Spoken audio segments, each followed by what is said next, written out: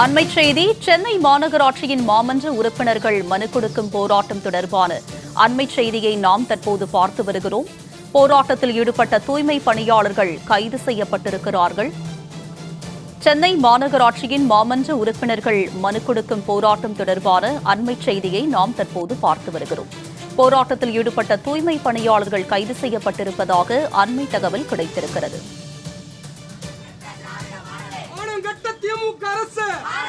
திமுக அரசு ஒரு பணியாளர் வீட்டு நடிப்பது நியாயமா? வழங்கிடு வழங்கிடு வேலையை வழங்கிடு, அவர்கள் வேலையை வழங்கிடு. மாநகராட்சி மானம் கட்ட திமுக அரசு, மானம் கட்ட திராவிட மாடல், வழங்கிடு வழங்கிடு. தூய்மை பணியாளர் வீட்டு நடிக்காது,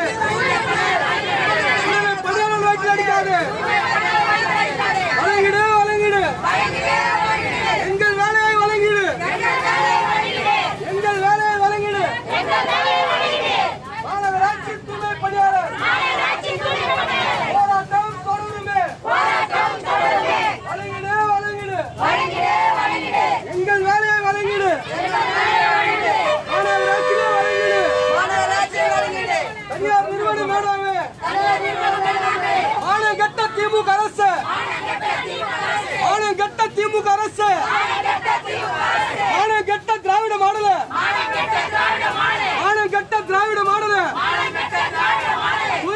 போராட்டத்தில் ஈடுபட்ட தூய்மை பணியாளர்கள் கைது செய்யப்பட்டிருக்கும் நிலையில் இது பற்றிய கூடுதல் விவரங்களோடு இணைகிறார் எமது செய்தியாளர் நித்யானந்தன். அவரிடம் விவரங்களை கேட்டு பெறலாம்.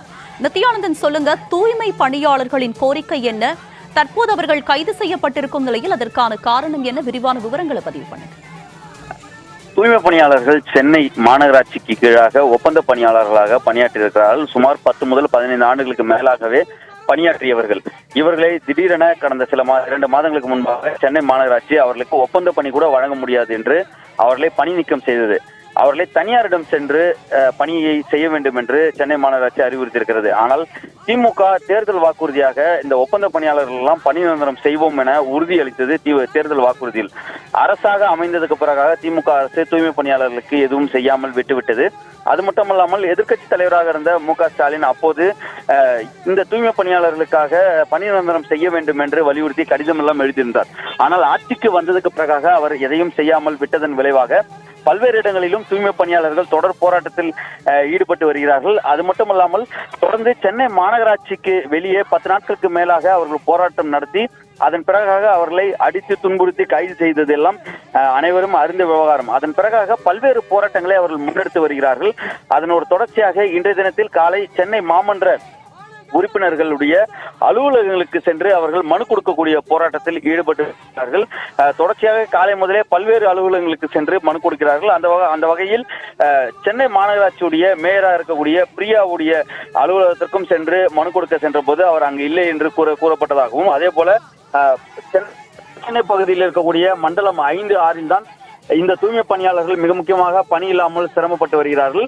அந்த வகையில் அங்கு அவர்கள் சென்ற இடத்தில் மண்டலம் 5 மற்றும் 6 இருப்பவர்கள் தான் முழுமையாக இந்த போராட்ட களத்தில் இருந்து கொண்டிருக்கிறார்கள். அந்த பகுதியில் 5வது மண்டல அலுவலகத்தில் செய்தி சேகரிக்க சென்ற செய்தியாளரிடமிருந்து காவல்துறையினர் மைக்கை பிடுங்கக்கூடிய அந்த காட்சியிலும் பார்க்கலாம்.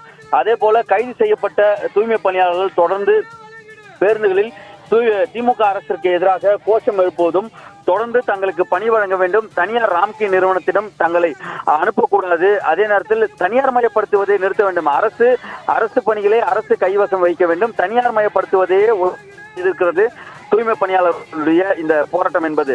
ஆகவே தொடர்ச்சியாக தங்களுக்கு ஒருபுறம் பணி கேட்டால் மறுபுறத்தில் மற்ற துறைகளிலும் தனியார் மயப்படுத்துவதை இந்த தூய்மை பணியாளர்கள் எதிர்க்கிறார்கள். அதே போல திமுகவுடைய தேர்தல் வாக்குறுதியை நிறைவேற்ற வேண்டும் என்றும் வலியுறுத்தி தொடர்ந்து போராட்டத்தில் ஈடுபட்டிருக்கிறார்கள்.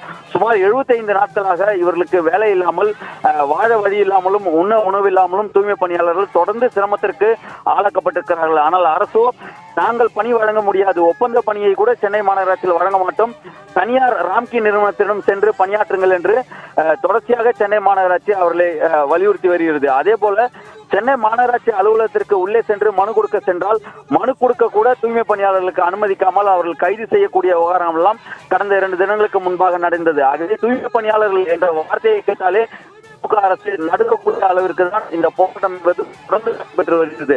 அவர்கள் கேட்பதெல்லாம் இரண்டே என்ற வாரம் தான், தூய்மை பணியாளர்களுக்கு தற்பொழுது தற்காலிக பணியை சென்னை மாநகராட்சியில் வழங்க வேண்டும். அதன் பிறகாக திமுகவுடைய தேர்தல் வாக்குறுதியான பணி நிரந்தரம் செய்ய வேண்டும். இவை இரண்டு கோரிக்கையை முன்வைத்துதான் தூய்மை பணியாளர்கள் போராடுகிறார்கள். அவர்களை காவல்துறையினர் தொடர்ந்து அடித்து துன்புறுத்தி கைது செய்யும் படலம் என்பது தொடர்ந்து நடைபெற்றுக் கொண்டிருக்கிறது. அது இன்றும் நடைபெற்று வருகிறது. போராட்டத்தில் ஈடுபட்ட தூய்மை பணியாளர்கள் கைது செய்யப்பட்டிருக்கும் நிலையில் இது பற்றிய விரிவான விவரங்களை பதிவு செய்தமைக்கு நன்றி நித்யானந்த்.